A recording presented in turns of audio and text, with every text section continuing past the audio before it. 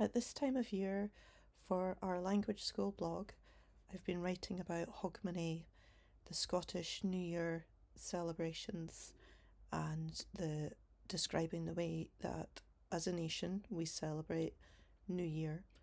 It's rich with culture, it's rich with customs. However, today I want to share something a little bit more private.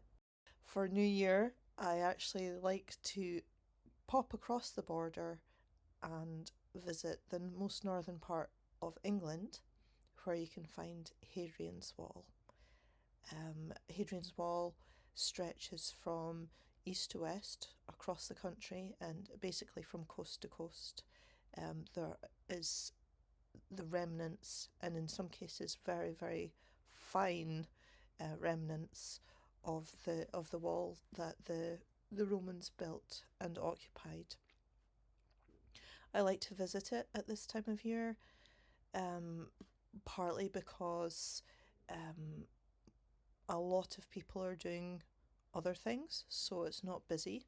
And I really prefer visiting historical sites when there's few people around. It just gives me this chance to connect with it, a better chance to connect with the history of the place and imagine the people, the guardsmen, the Roman soldiers, imagine what they thought of the terrible weather and the climate and the amazing sunsets and views.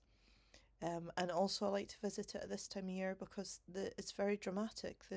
When you see the wall with the frost, and in the cold with winter skies and like clear stars above, and beautiful sunsets that you get at this time of year, is just an extraordinary landscape, even without having the wall stretching across it. But especially because of the wall, the fact of the wall, the fact that these humans built these stones with their hands. Every single one of these stones was cut to shape and fitted into this wall that is bigger than one person. It's bigger than one lifetime.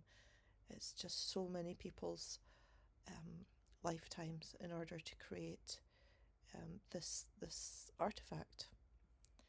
And perhaps it's a gloomy thing to be thinking about this time of year, but for me, New Year, for all the celebrations, there has to be a kind of awareness of just how lucky we are to be alive and what a miracle life is, and our little short time in the planet is just a gift.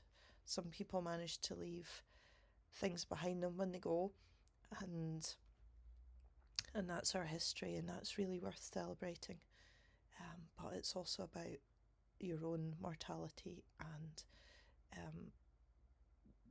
how taking advantage of the next year probably has to start with appreciating well how short it's going to be and how many choices you have to make, and the fact that it's not possible to do everything.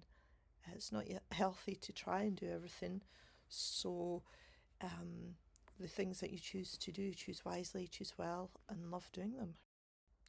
Perhaps you've already decided that this year, 2024, is going to be the one that you improve your English and feel good and happy and confident speaking English. Well, the good news is you can do it in places like this. You don't need to sit in a classroom to speak English, to get better at English.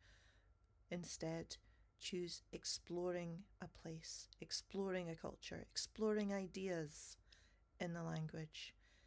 We have immersion holidays designed just around this concept for you.